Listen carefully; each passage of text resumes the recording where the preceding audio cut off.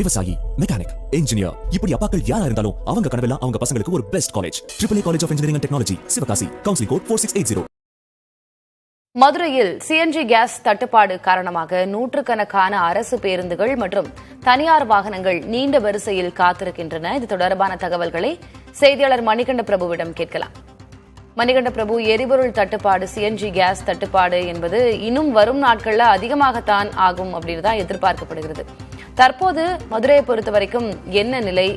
பேருந்துகள் வரிசையில் இருப்பதாக நம்ம செய்திகள்ல பார்க்கிறோம்.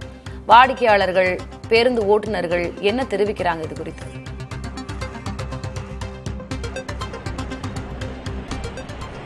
திலகவதி, சிஎன்ஜி கேஸ் தட்டுப்பாடு காரணமாக மதுரையில் பெரும்பாலான பெட்ரோல் நிலையங்களில், கேஸ் நிலையங்களில் வாகனங்கள் நீண்ட வரிசையில் அணிவகுத்து காத்திருக்கின்றன. குறிப்பாக மதுரையின் பல்வேறு பகுதிகளில் இதுபோன்ற கேஸ் நிலையங்கள், சிஎன்ஜி நிலையங்கள் இருந்தாலும் இந்த கொடிக்குளம் பகுதி என்பது முதன்மை சிஎன்ஜி கேஸ் நிரப்பக்கூடியவையாக இருக்கிறது. இந்த நிலையில்தான் இன்று காலை முதலே தற்போது வரை 100க்கும் மேற்பட்ட பேருந்துகள், அரசு பேருந்துகள், அதே போல வாடகை வாகனங்கள், கால் டாக்ஸிகள், கார்கள் உள்ளிட்டவை நீண்ட வரிசையில் காத்திருந்து இந்த சிஎன்ஜி கேஸை நிரப்ப பல மணி நேரமாக காத்திருக்கிறார்கள்.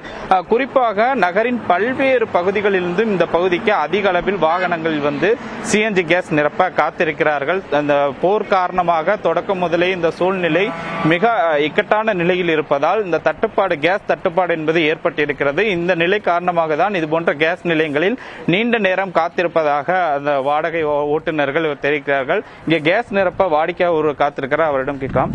சார் வணக்கம், எங்க இருந்து வர்றீங்க? குறிப்பா கேஸ் நீங்க ரொம்ப நேரம் காத்திருக்கதா சொல்றீங்க, என்ன சொல்றாங்க? மதுரையில எப்படி இருக்கு நிலவரம்?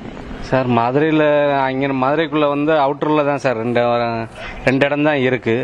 அந்த ரெண்டு இடத்துல வந்து வண்டி வந்து அதிகமான இதுகளும் கிடையாது, பல்க்கு கிடையாது.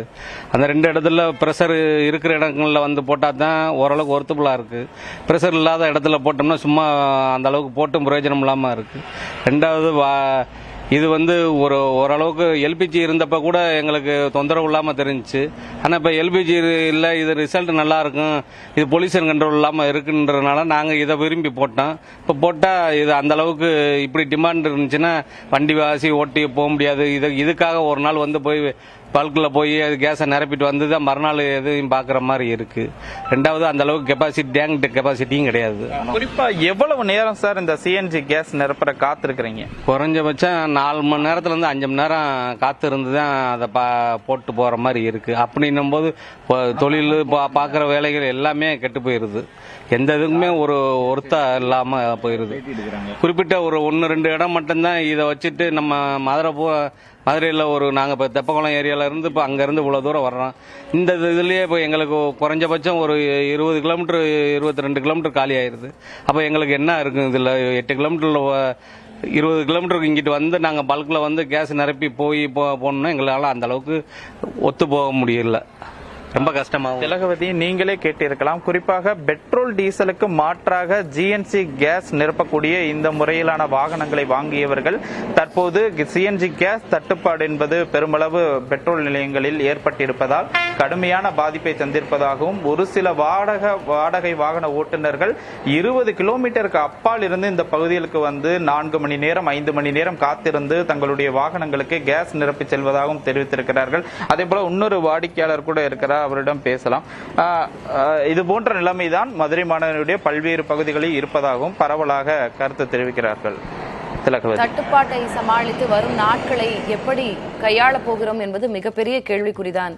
உங்களுடைய தற்போதைய விவரங்களுக்கும் கலந்துரையாடலுக்கும் நன்றி மணிகண்ட பிரபு. விவசாயி, மெக்கானிக், இன்ஜினியர், இப்படி அப்பாக்கள் யாரா இருந்தாலும் அவங்க கனவெல்லாம் அவங்க பசங்களுக்கு ஒரு best college. AAA college of engineering and technology, Sivakasi. Counselling code 4680.